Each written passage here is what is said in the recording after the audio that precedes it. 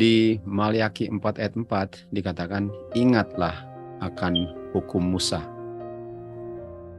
yang diperintahkan atau disampaikan di Horeb, dan Horeb itu adalah di Sinai untuk seluruh umat Israel. Dan hukum Musa ini termasuk dia punya statutes dengan dia punya judgments. Jadi ini katakan untuk diingat. Ingat itu artinya jangan lupa. Kalau dibilang ingat jangan lupa artinya penting. Artinya sangat penting hukum Musa untuk diingat dengan dia punya statutes dengan judgment. Nah, kalau dibilang tentang hukum Musa, seakan-akan itu menganjurkan bahwa ini Musa punya hukum. Tetapi di kutipan berikut di Review and Herald dikatakan Musa enggak tulis hukumnya sendiri. Musa enggak membuat hukumnya sendiri.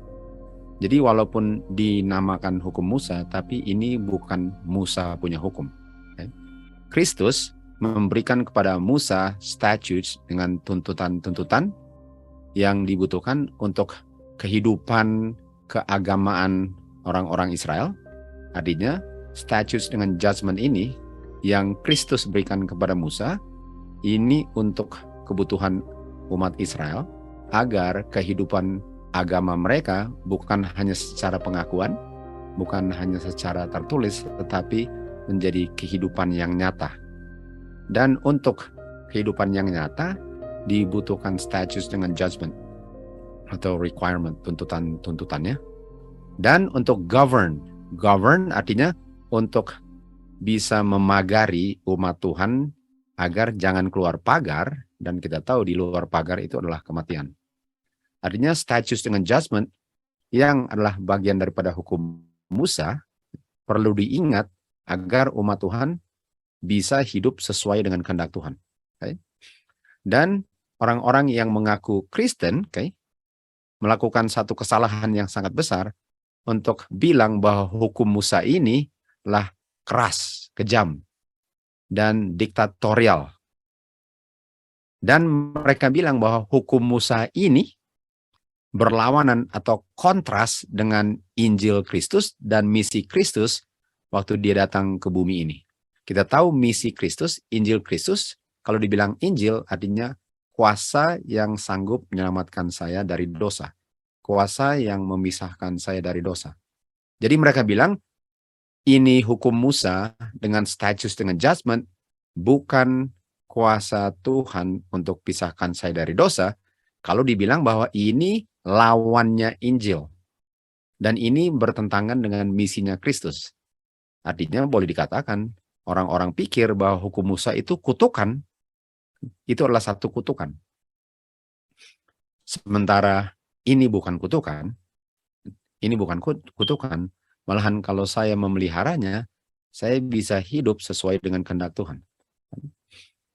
Dan seakan-akan ini hukum Musa ini bertentangan, atau seakan-akan ini Injil Kristus ini bertentangan dengan prinsip-prinsip yang benar yang ditemukan di buku Musa.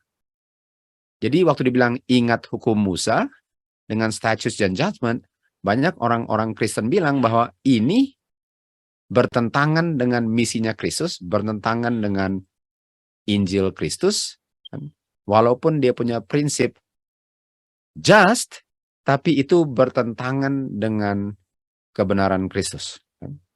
Sementara kita lihat bukan demikian. Kita lihat dia punya summary di sini. Hukum Musa itu tidak keras, kejam, dan tidak diktatorial, bukan. Dan hukum Musa ini setuju dengan Injil, dengan misinya Kristus dalam ministrinya di bumi ini.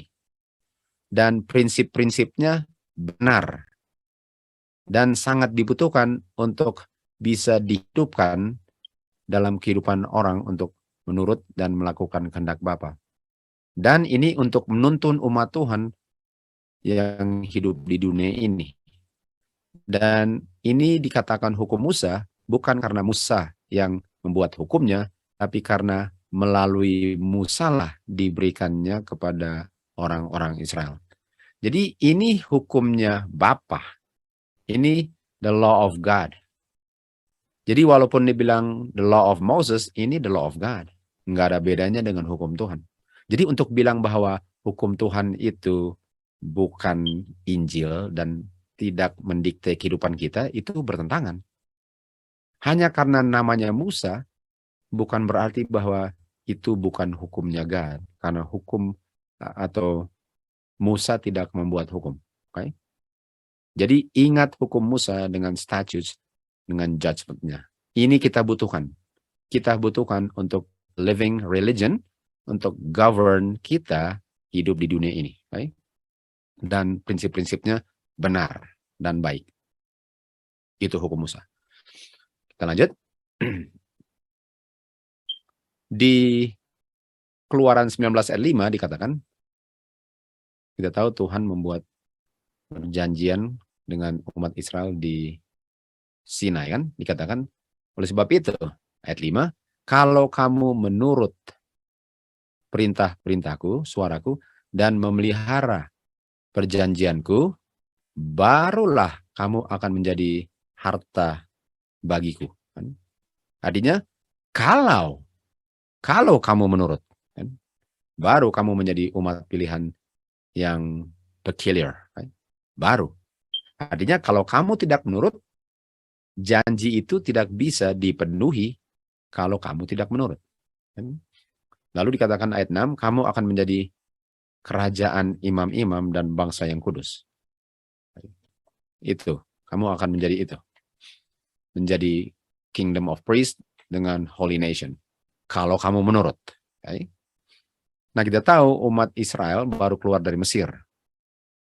Waktu diberikan janji ini kan, waktu dibuat perjanjian covenant di Sinai, mereka baru keluar dari Mesir. Mari kita lihat kondisi umat Israel waktu mereka keluar dari Mesir.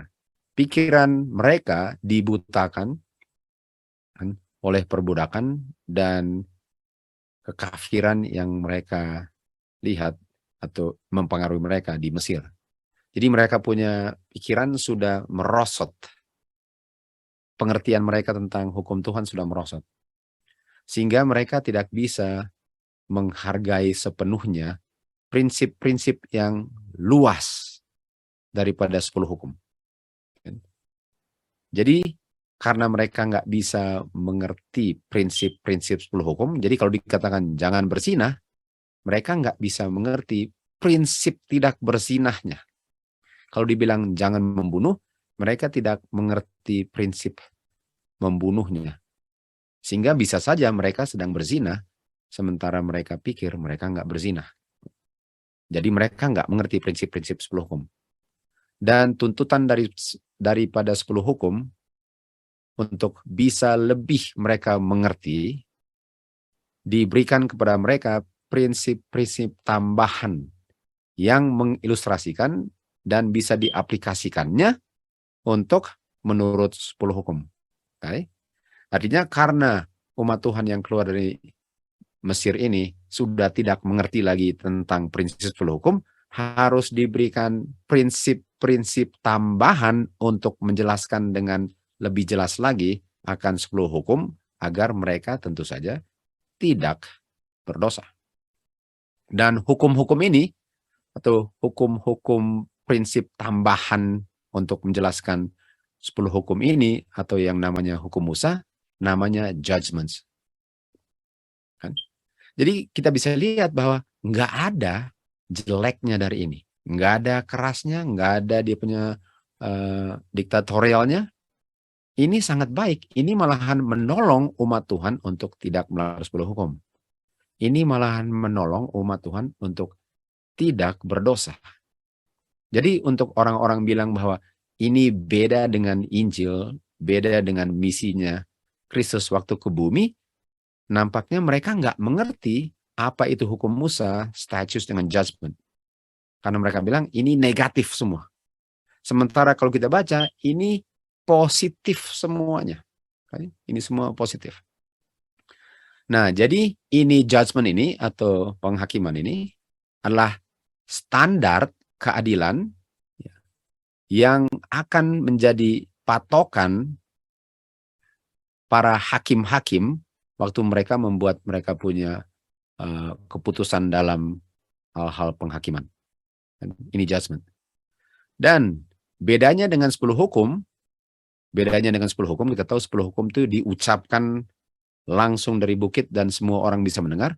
Bedanya dengan 10 hukum, ini precepts atau dia punya prinsip-prinsip tambahan yang diberikan ini, diberikannya langsung kepada Musa untuk disampaikan prinsip tambahan daripada 10 hukum untuk disampaikan kepada umat Tuhan. Okay. Jadi diberikannya karena mereka tidak mengerti 10 hukum. Tentu saja, kalau mereka mengerti 10 hukum dengan sempurna, nggak perlu ditambahkan ini semua. Ini ditambahkan karena mereka tidak mengerti prinsip 10 hukum. Jadi ini sangat baik. Sama dengan umat Tuhan, diberikan tulisan-tulisan roh nubuat agar bisa mengerti Alkitab. Dan sangat menolong untuk mengerti Alkitab. Itu sebabnya diberikan tulisan-tulisan roh nubuat. Jadi ini prinsip-prinsip judgment dengan status ini diberikan untuk orang-orang bisa mengerti 10 hukum agar 10 hukum tidak dilanggar. Artinya ini sangat baik untuk keselamatan orang. Bukan yang dibilang ini adalah keras dan ini adalah arbitrary atau diktatorial.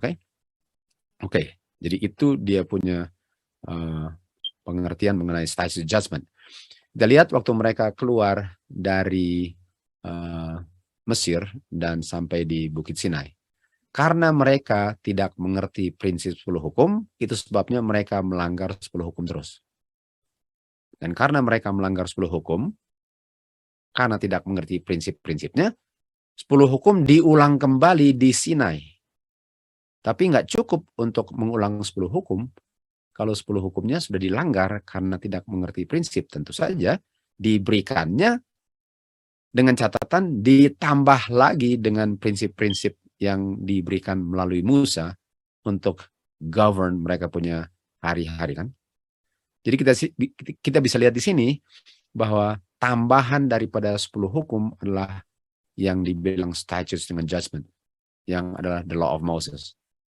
Itu diberikan agar umat Tuhan mengerti prinsipnya, sehingga mereka tidak perlu lagi untuk melanggar 10 hukum atau berdosa.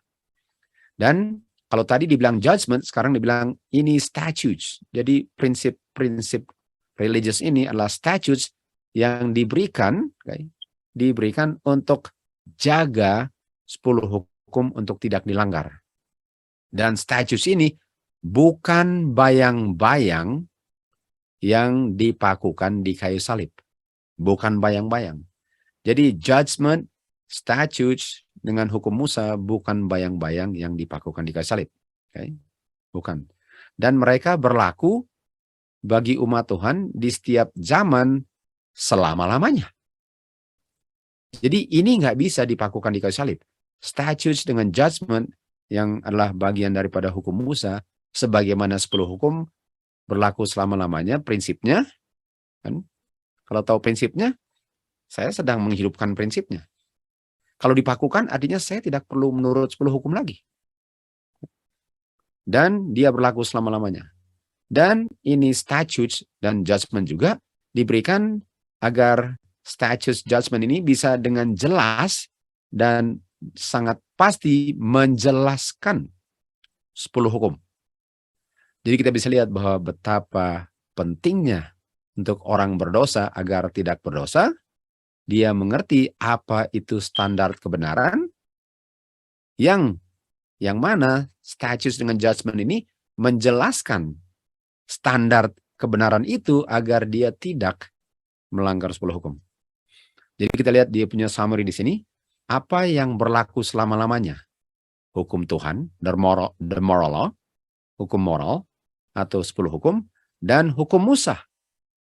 Ini berlaku selama-lamanya, tidak dipakukan di kayu salib. Jadi sebagaimana 10 hukum, nggak ada yang berani pakukan 10 hukum di kayu salib.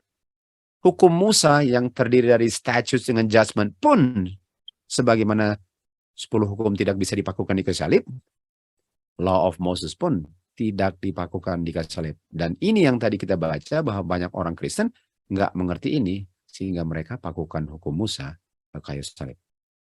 dengan memakukan statutes dan judgment dan mengatakan bahwa hukum Musa ini bertentangan dan berlawanan dengan 10 hukum. Oke, kita lihat selanjutnya, the blind mind, pikiran yang buta. Jadi walaupun mata terbuka, tapi ada sesuatu yang buta. Jadi di 2 Korintus 3 ayat 14 dikatakan pikiran-pikiran mereka dibutakan.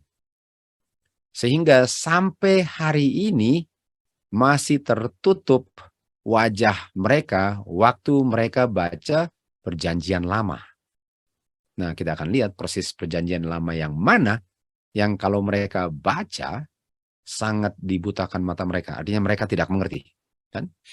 Tadi kita baca tulisan Roh Nubuat dikatakan bahwa mereka bilang hukum Musa itu jelek, tidak baik. Sangat nggak ada hubungannya dengan Injil dan misi Kristus datang ke bumi. Artinya kita tahu itu salah. Itu pengertian yang buta. Dan di 2 Korintus 3, 14 dan 15, Rasul Paulus bilang ini, mereka buta waktu baca Perjanjian Lama. Ayat 15, sampai hari ini pun waktu buku Musa dibaca, judulnya adalah apa? The Book of the Law. Artinya kalau bilang baca buku Musa, baca hukum Musa, mereka punya hati masih tertutup. Sehingga mereka punya pikiran masih buta akan hukum Musa ini dan betapa pentingnya untuk keselamatan manusia. Nah, mari lihat di sini, di kutipan Great Controversy, hukum Bapa di Ka'bah di surga adalah aslinya. Yang mana prinsip-prinsip daripada 10 hukum itu ditulis di 2 loh batu. Lalu, bukan cuma itu, bukan hanya hukum Tuhan punya prinsip yang ditulis di 2 loh batu yang dibilang di sini, dan dibilang dan artinya tambahan, dan prinsip-prinsip 10 hukum yang ditulis di batu, dan prinsip itu pun ditulis oleh Musa di Kejadian, Keluaran, Imamat, Bilangan, Ulangan. Pentateuch. Okay. Itu penta kan 5 buku. Kejadian, Keluaran, Imamat, Bilangan, Ulangan kan. Ini 5 buku. Jadi kalau bilang mereka nggak ngerti waktu baca Perjanjian Lama atau buku Musa, mereka nggak ngerti. Mereka nggak ngerti waktu baca Kejadian, Keluaran, Bilangan, Imamat, Ulangan.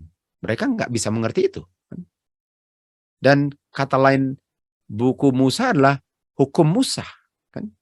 Yang mana ini adalah transkrip atau pengungkapan kebenaran dalam tulisan yang nggak bisa salah. Kan? Mereka akan lihat bahwa ini kudus. Dan hukum Tuhan 10 hukum dengan hukum Musa adalah karakter Bapa yang diungkapkan yang tidak bisa berubah. Nggak bisa berubah. Hukum Musa dengan hukum Bapa itu sama, kalau mau bilang sama. Karena mengungkapkan karakter Bapa yang tidak bisa berubah. Jadi kalau dikatakan bahwa hukum Musa nggak bisa berubah, mereka sudah pakukan kayak salib untuk mengatakan bahwa ini nggak dibutuhkan lagi. Makanya Roh Nubuat bilang, dengan saya memakukan hukum Musa, saya memakukan 10 hukum, moral law. Kita lihat di Matius 5 ayat 18, sampai langit atau bumi pun lewat, tidak ada satu jot atau satu tittle akan ditiadakan dari hukum ini. Kita tahu Tuhan bilang, saya datang bukan untuk membinasakan hukum ini, hukum God, hukum Musa. Enggak. Saya malahan mau exalt, saya malahan mau honor. Saya mau ungkapkan prinsipnya dalam kehidupan saya. Sementara banyak orang bilang, ini dipakukan. Sementara Tuhan bilang, ini malahan saya mau ungkapkan prinsipnya dalam kehidupan saya. The law of God. Hukum Bapa ini. Yang kita tahu juga, kita bisa lihat prinsipnya di hukum Musa. Malahan hukum Musa itu menjelaskan hukum Bapa. Adalah pengungkapan kehendaknya dan transkrip daripada karakternya Bapa. Jadi untuk bilang saya pakukan hukum Musa, otomatis pakukan the law of God, otomatis saya bilang saya tidak butuhkan karakter Bapa. Sementara ini endure forever, akan berlangsung selama-lamanya. Selama-lamanya firman-Mu, selama-lamanya. They stand fast forever and ever. Mazmur 119:89. 111:7-8. Artinya hukum God dijelaskan hukum Musa sama-sama mengungkapkan karakter Bapa yang di-fulfill oleh Tuhan Yesus, yang dia bilang saya tidak binasakan, dipakukan oleh orang-orang yang mengaku sebagai pengikut Kristus karena mereka punya mata dibutakan waktu baca the law of Moses atau tulisan-tulisan Musa. Nah, kita lihat sini, statutes dengan judgment, statutes dengan judgment ini menjelaskan tugas tanggung jawab manusia kepada sesama manusia dan dipenuhi dengan instruksi-instruksi yang penting, mendefinisikan dan membuat sederhana prinsip-prinsip hukum moral. Penting sekali ini statutes dengan judgment karena dia membuat orang mengerti 10 hukum agar tidak dilanggar. Dan ini law of Moses yang terdiri dari statutes dengan judgment, dia malahan akan increase, menambah kita punya pengetahuan tentang kita punya kehidupan keagamaan. Dan ini pun menjaga dan mempertahankan umat Tuhan, di mana umat Tuhan ini beda dan terpisah dari bangsa-bangsa yang sembah berhala. Artinya kalau saya tidak ada hukum Tuhan, tidak mengerti hukum Tuhan, menolak statutes dengan judgment, menolak hukum Musa yang menjelaskan 10 hukum, kehidupan saya tidak ada bedanya dari orang-orang di sekitar saya yang tidak sembah Tuhan, yang sembah berhala-berhala. Artinya, hukum Tuhan yang dijelaskan oleh statutes dengan judgment, ini membuat saya, di saat saya memeliharanya, bisa dibedakan dengan bangsa-bangsa yang tidak takut akan Tuhan. Yang tidak takut akan Tuhan. Lalu dikatakan di sini, tidak ada institusi, masuk ke sini. Sorry, di mana tadi? Oh ini, tidak ada institusi yang diberikan kepada orang Yahudi yang sangat membedakan mereka dari bangsa-bangsa selain mereka, selain hari Sabat. Jadi hari Sabat ini, kalau kita pelihara sepatutnya, itulah yang membedakan umat Tuhan dari yang bukan umat Tuhan. Dan yang membuat saya bisa pelihara 10 hukum hari Sabat dengan fully adalah statutes dengan judgment. Artinya kalau saya tolak statutes dengan judgment, saya tolak hukum Musa, sehingga saya tidak dengan fully sebagaimana orang-orang Farisi punya pemeliharaan hari Sabat, itu nggak akan membuat saya beda dari bangsa-bangsa yang lain yang menyembah berhala. Karena yang lain, yang bangsa-bangsa yang lain yang kafir, yang tidak takut akan Tuhan dan memelihara hukum Tuhan, mereka tidak memelihara hukum Tuhan dan mereka tentu saja nggak ada statute dan judgment. Jadi statute dan judgment dan hukum Tuhan inilah yang membedakan siapa umat Tuhan dan siapa yang bukan umat Tuhan. Sehingga mereka terpisah dari orang-orang kafir yang menyembah berhala. Dan mereka bisa kelihatan bedanya. Bukan hanya dalam pengakuan, tapi dalam kenyataan hidup. Karena mereka mengerti 10 hukum yang dibuat atau yang disederhanakan dan dijelaskan oleh statutes dan judgment, yaitu hukum Musa. Dan hanya kalau umat Tuhan kudus, barulah mereka bisa dibedakan dari orang-orang yang tidak, sebagai penyembah Bapa di surga. Jadi kita bisa lihat betapa pentingnya hukum Musa dengan dia punya statutes and adjustment. Kita lihat di Great Controversy selanjutnya. Dikatakan bahwa pilihannya cuma dua. Antara saya memelihara hukum Tuhan, dan untuk memelihara hukum Tuhan artinya saya menghidupkan, mengaplikasikan prinsip-prinsip 10 hukum yang dijelaskan statutes and adjustment, atau saya memelihara hukum manusia, dan hukum manusia itu tentu saja bukan hukum Tuhan.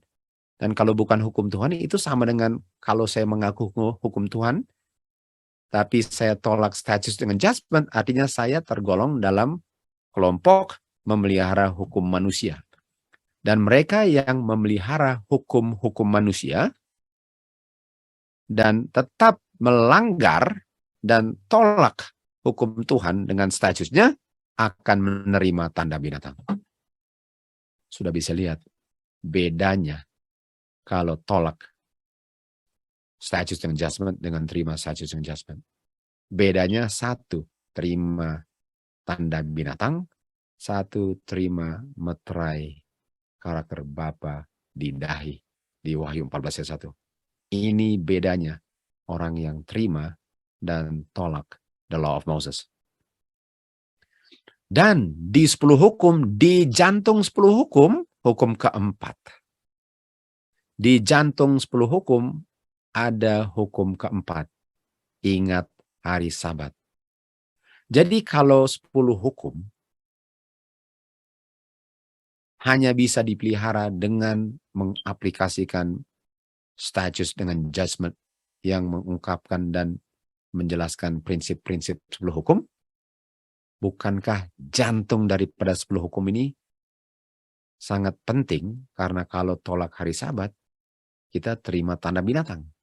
Dan apa yang menjelaskan dan membuat sederhana pengertian prinsip hari Sabat agar saya tidak melanggar hari Sabat?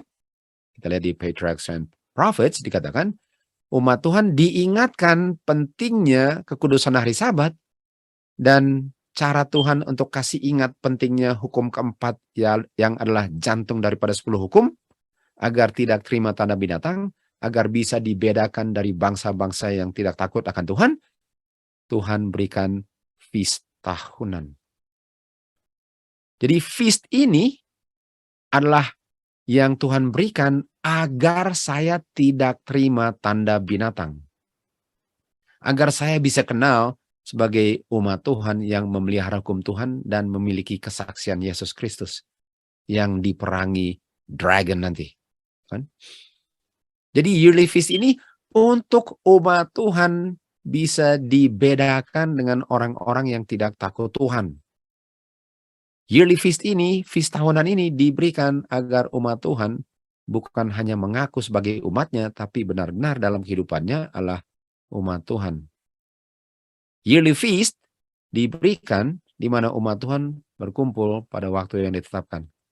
Dan ini diberikan untuk kebaikan Israel, agar umat Israel dengan memelihara feast, mereka bisa mengerti prinsip hari Sabat dan benar-benar memelihara hari Sabat. Dan benar-benar memelihara hari Sabat, sehingga mereka benar-benar dikenal sebagai umat Tuhan yang memelihara hukum Tuhan dan memiliki kesaksian Yesus Kristus. Ini diberikan untuk kebaikan. Jadi kita bisa lihat bahwa ada orang-orang yang benar-benar tidak mengerti ini. Dan dengan tidak mengerti ini, umat Tuhan dibinasakan karena tidak mengerti. Jadi penting sekali untuk kita mengerti bahwa ini tidak dipakukan di salib. Kutipan berikut di Signs of the Times dikatakan, ada orang-orang yang tidak mengerti rencana keselamatan. Nah, kita tahu rencana keselamatan ialah untuk diselamatkan atau dipisahkan dari dosa. Artinya ada orang-orang yang tidak mengerti bagaimana Tuhan memisahkan orang berdosa dari dosanya. Dan cara untuk memisahkan umat Tuhan dengan yang bukan umat Tuhan ialah hukum Tuhan yang dimengerti sepenuhnya dengan pertolongan penjelasan daripada hukum Musa yang terdiri daripada statutes dengan judgment. Yang mana contoh daripada statutes adalah feast tahunan.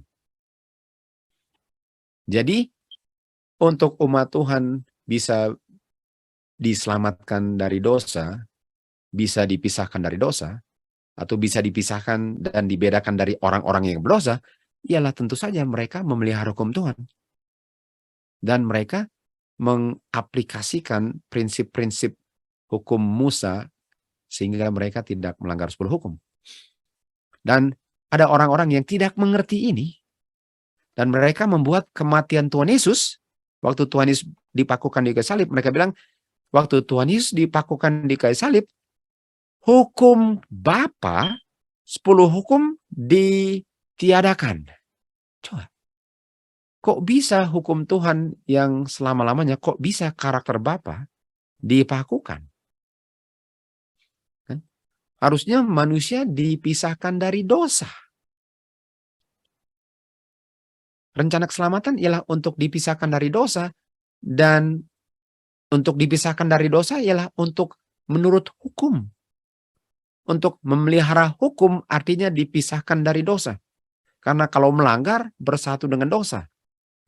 Jadi bagaimana hukum yang perlu dipelihara untuk dipisahkan dari dosa dipakukan di kayu salib? Apakah itu rencana keselamatan? Tentu saja tidak. Karena orang-orang yang mengaku sebagai guru-guru agama di akhir zaman pun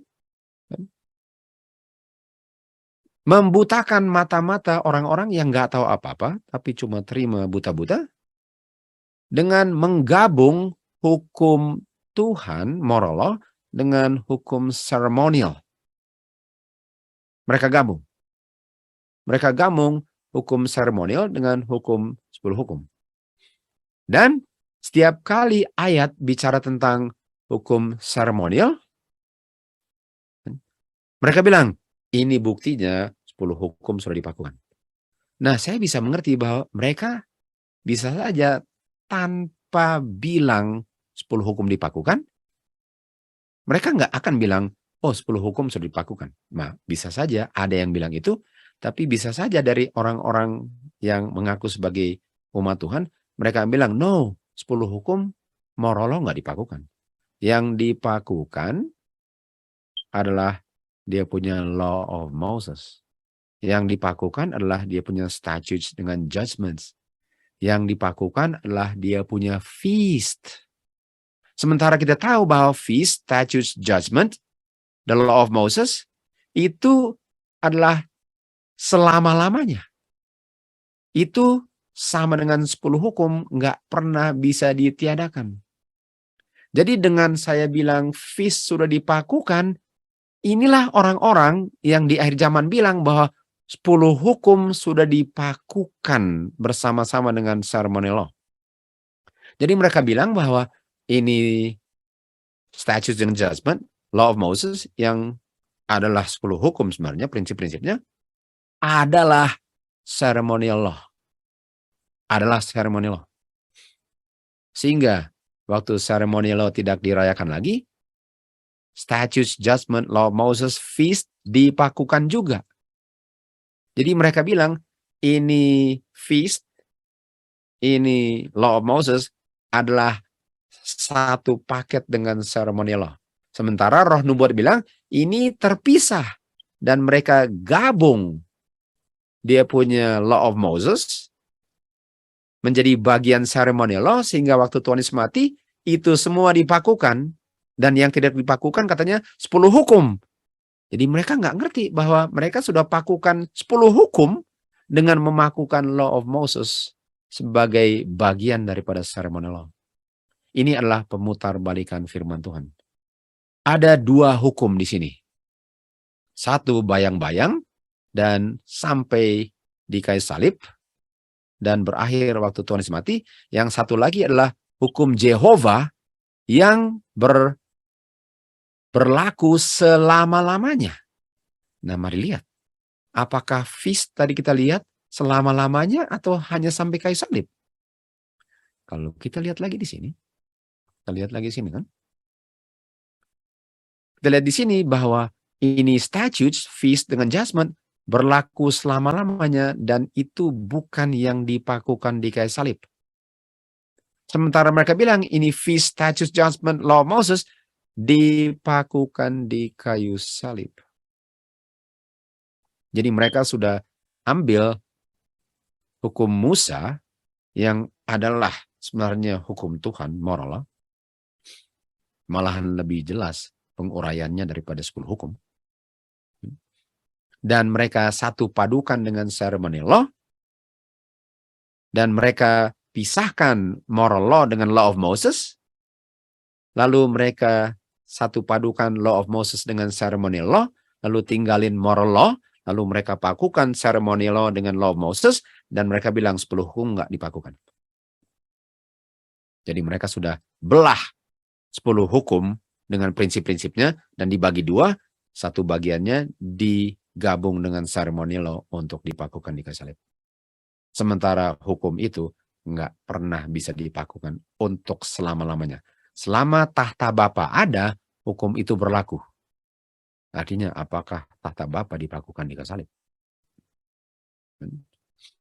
Jadi kita bisa lihat bahwa moral law dengan law of Moses, statutes yang bagian daripada statutes adalah feast dengan judgment, itu nggak pernah bisa dipakukan. Itu nggak pernah bisa dipakukan. Okay?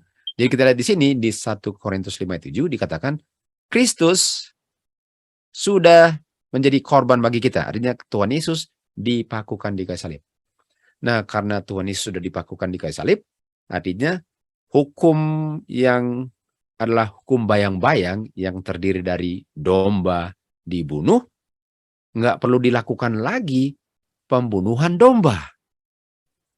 Karena Tuhan Yesus sudah menjadi korban menggantikan domba sebagai penggenapan daripada yang selama ini ditunjuk oleh domba. Jadi seremonial law di mana kita bunuh domba itu nggak perlu lagi, tapi jangan satu padukan itu dengan dia punya status dengan judgment. Untuk bunuh dombanya oke. Nggak perlu ada kematian domba lagi. Karena Tuhan Yesus sudah mati. Tapi itu harus bisa dipisahkan dari status dengan judgment yang mana feast tahunan itu, yang adalah bulanan dan mingguan juga kan. Feast itu nggak bisa disatu padukan dengan domba-domba dibunuh. Itu yang mereka lakukan. Dan di sini Rasul Paulus katakan, karena Tuhan Yesus sudah mati di kayu salib, kan? Karena Tuhan Yesus sudah mati di kayu salib, kita nggak perlu bunuh domba lagi. Karena itulah yang sudah dipakukan. Oleh sebab itu, mari kita pelihara feast tanpa bunuh domba. Karena feast tadi apa? Apa feast? Feast nggak pernah dipakukan. Jadi ayat 8 bilang, mari kita rayakan feast tanpa bunuh domba. Tanpa bunuh domba. Nah, mari lihat apa sih yang dipakukan di salib, apa sih yang di-abolish di salib. Di Daniel 9 ayat 7 dikatakan ada nubuatan kan, ada nubuatan 70 minggu yang terdiri dari 490 tahun di Daniel 9. Dan ini satu minggunya, dari 27 AD sampai 34 AD itu satu minggu. 7 hari sama dengan 7 tahun. Dan dibagi dua dia. Di tengah-tengahnya Tuhan Yesus mati di kayu salib. 31 AD. Jadi kita lihat di sini bahwa Tuhan Yesus waktu mati di kayu salib ada sesuatu yang berakhir di situ kan, dipakukan. Kalau kita lihat di Daniel 9 dikatakan korban-korban persembahan yang di done away. Okay. Nah, feast itu bukan korban persembahan. Bukan. Karena itu tidak dipakukan. Sama sekali bukan. Okay. Jadi korban-korban. Dan korban itu harus ada kematian. Sementara feast itu lambang kehidupan. Korban ini kematian. Jadi yang dipakukan adalah kematian. Okay, kita akan lihat lagi. Di 2 Timotius 1 ayat 10 dikatakan, Tuhan Yesus telah abolish death, kematian.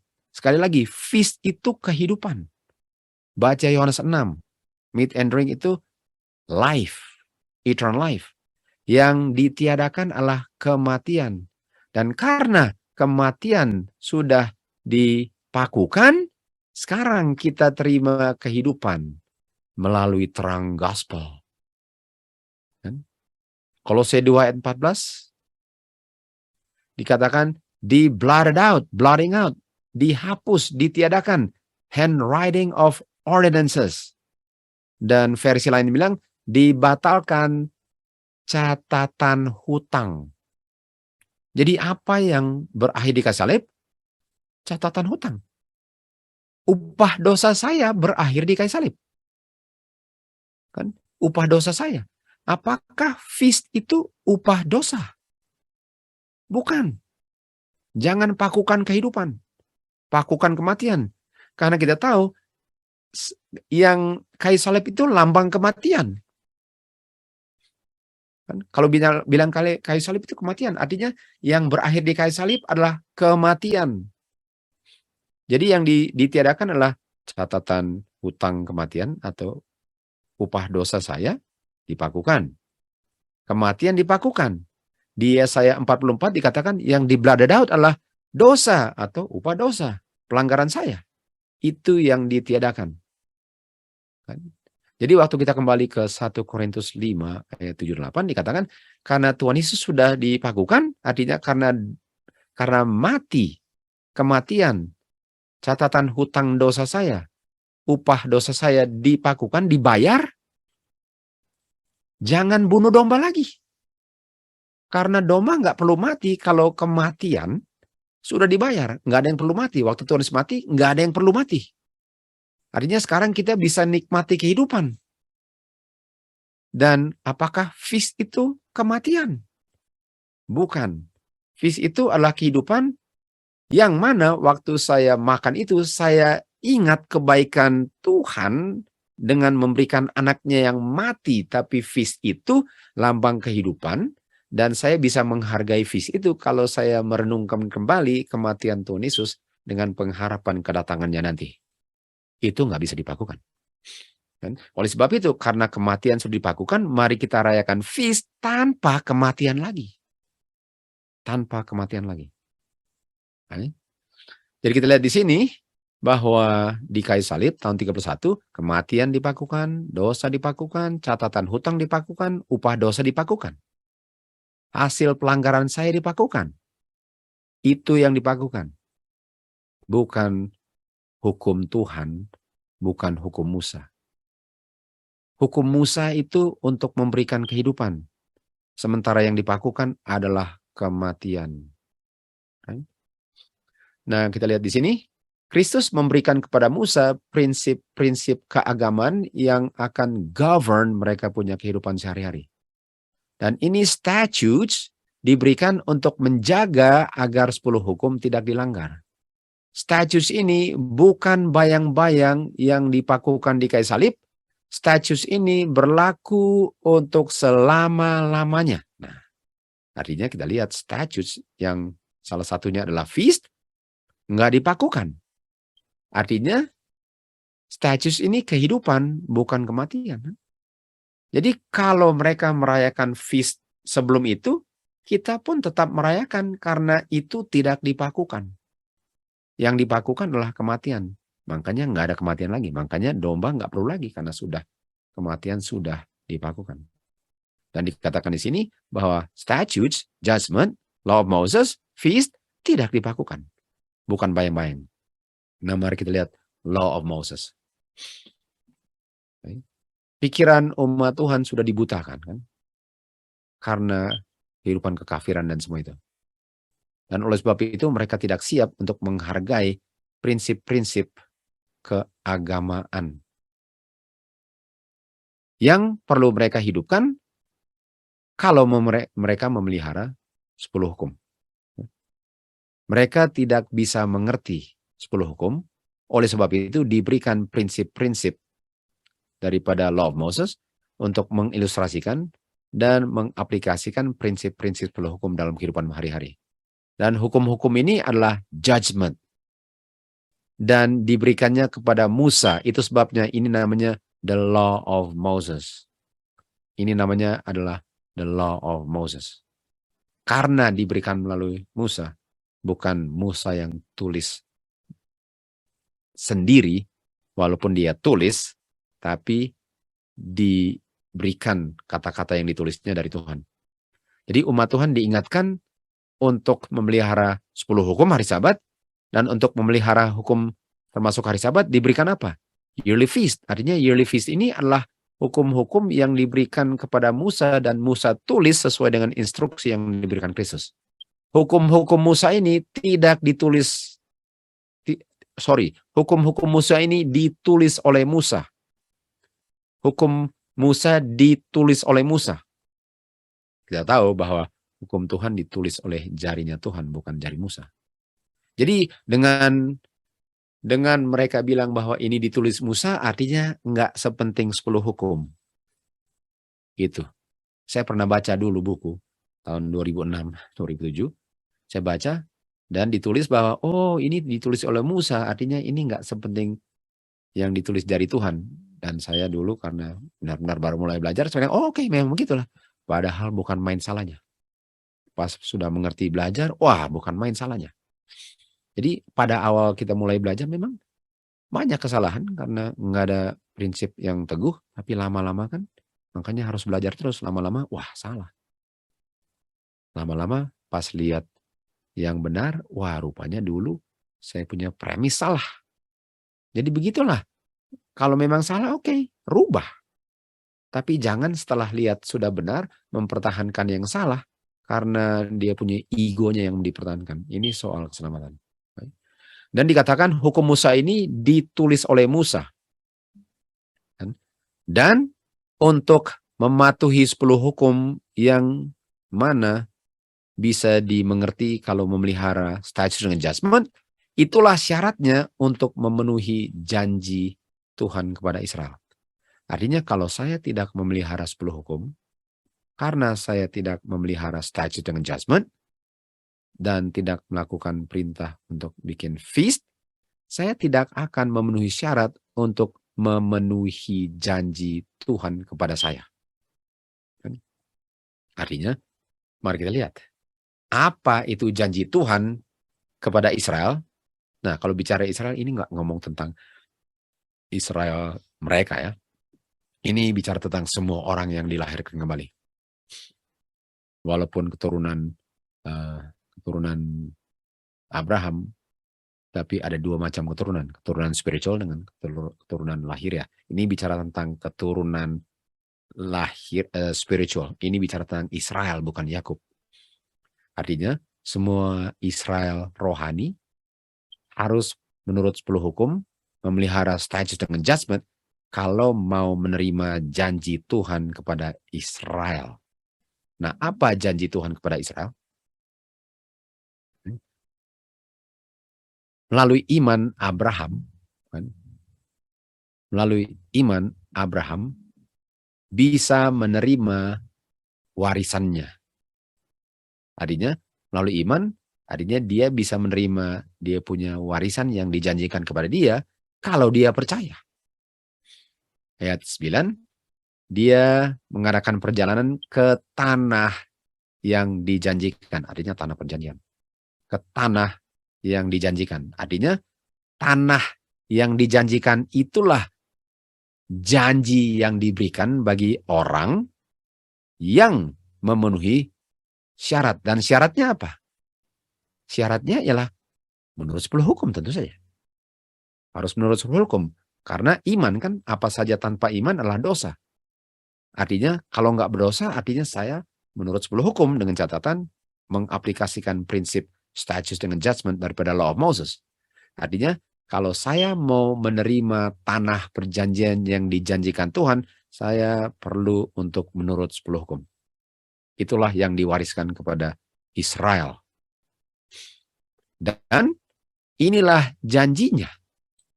Janjinya ialah kamu akan tinggal di tanah perjanjian. Ini Abraham. Tapi mereka semua mati belum menerima janjinya. Artinya mereka mati belum menerima janji tanah perjanjian yang diberikan sebagai untuk memenuhi janji. Jadi mereka mati, tapi mereka mati di dalam iman. Artinya dikatakan mereka mati sementara mereka menurut 10 hukum. Jadi walaupun mereka menurut 10 hukum, di saat itu mereka belum terima tanah perjanjian. Karena tanah perjanjian itu hanya bisa diberikan kalau menurut 10 hukum. Artinya walaupun mereka mati dan belum dapat tanah perjanjian, mereka akan menerima tanah perjanjian karena mereka mati dan mereka menurut 10 hukum. In faith. Mereka di sini ya, mereka mengadakan perjalanan di tanah perjanjian. Loh, mereka sudah sampai tanah perjanjian. Mereka mengadakan perjalanan bukan ke tanah perjanjian, mereka mengadakan perjalanan di tanah perjanjian. Tapi walaupun mereka berada di tanah perjanjian, mereka adalah orang asing di tanah itu. Oleh sebab itu mereka belum terima tanah perjanjian walaupun mereka berada di tanah perjanjian. Karena di saat itu mereka hanyalah orang asing di tanah yang dijanjikan. Tapi mereka akan tinggal di tanah itu karena mereka memenuhi syarat iman. Dan iman adalah tidak berdosa. Tidak berdosa adalah menurut 10 hukum. Dan menurut 10 hukum ialah mengaplikasikan prinsip-prinsip hukum Musa. Artinya hukum Musa, 10 hukumlah syaratnya untuk kamu tidak langgar untuk kamu bisa terima tanah perjanjian. Mereka semua mati. Mereka belum dapat tanah yang dijanjikan walaupun mereka sedang berada di tanah itu. Kita tahu kapan mereka terimanya. Waktu Tuhan Yesus datang kedua kali, 1000 tahun kemudian kan, kita akan kembali ke bumi ini dan menempati tanah perjanjian. Hanya mereka yang menurut 10 hukum dan memenuhi statutes dengan judgment di mana ada feast di situ. Dan kita tahu kita akan tetap rayakan feast di kerajaan surga dan di bumi baru setiap minggu, setiap bulan, tahunan punya untuk selama-lamanya. Tadi kan dibilang bahwa ini Law of Moses berlaku selama-lamanya. Artinya kita akan tetap rayakan feast selama-lamanya. Kita sudah belajar itu. Di Ulangan 6:1 dikatakan, inilah perintah-perintah Tuhan, inilah statutes, inilah judgment, agar kamu lakukan perintah Tuhan, statutes dengan judgment di tanah di mana kamu akan tinggal. Di mana kamu akan tinggal. Ini berlaku di Israel, di Yerusalem, di bumi ini, di Kanaan bumi, dan di Kanaan bumi baru. Jadi lihat, kita tetap pelihara 10 hukum, status judgment nanti. Makanya dibilang, selama ada waktu kita tetap pelihara. Katakan ayat 2, kamu akan pelihara semua statusnya dengan semua hukum-hukumnya, agar hari-hari kamu bisa diperlama. Berapa lama-lamanya? Selama-lamanya. Kalau saya pelihara status. Bukankah ini perjanjian yang diberikan kepada Musa yang namanya New Covenant? Ini New Covenant. Satu kali kita akan belajar dan akan menguraikan apa itu dua covenant ya dengan segera. Ayat 3 katakan, oh Israel, peliharalah hukum Tuhan, statut Tuhan. Baiklah bagi jiwamu kalau kamu melakukannya. Sebagaimana Jehovah God daripada nenek-nenek leluhur kami ini janjikan kepada kamu tanah yang mengalir susu dan madu. Itu tanah perjanjian setelah 1000 tahun. Dan saya akan tinggal di bumi ini untuk lama-lamanya dan setiap minggu, setiap bulan dan tahunan punya kunjungi tahta apa untuk merayakan feast. Karena di bumi ini, di tanah perjanjian sementara masih orang asing di tanah ini, saya pelihara hukum Tuhan, status dengan judgment. Di Keluaran 20 ayat 12 dikatakan, hormatilah bapa dan ibumu. Hanya satu dari 10 hukum yang mana ada janjinya. Janji. Janjinya apa? Kalau kamu menghormati orang tuamu. Apa yang dibilang di sini? hari-harimu diperpanjang. Ini kan Ulangan 6 ayat 2. Di mana diperpanjangnya? Di tanah yang Bapa akan berikan. Berapa lama panjangnya? Saking panjangnya nggak ada ujungnya. Artinya orang yang akan hidup selama-lamanya karena sudah memperoleh kehidupan selama-lamanya adalah orang-orang yang untuk selama-lamanya memelihara hukum Tuhan, statutes dengan judgment yang berlakunya selama-lamanya dan tidak berakhir di kayu salib. Dan ini dia. Jadi sudah bisa lihat betapa pentingnya untuk kita mengerti ini statutes and judgment agar kita tidak melanggar sebuah hukum. Makanya dikatakan di buku Maliaki 4 ayat 4, ingat hukum Musa dengan statutes and judgment. Kalau itu sudah dipakukan, ngapain mau ingat? Dan kita tahu buku Maliaki bicara tentang akhir zaman, karena ayat berikutnya saya akan kirim Elia sebelum kedatangan Tuhan Yesus. Remember ye the law of Moses with its statutes and judgments.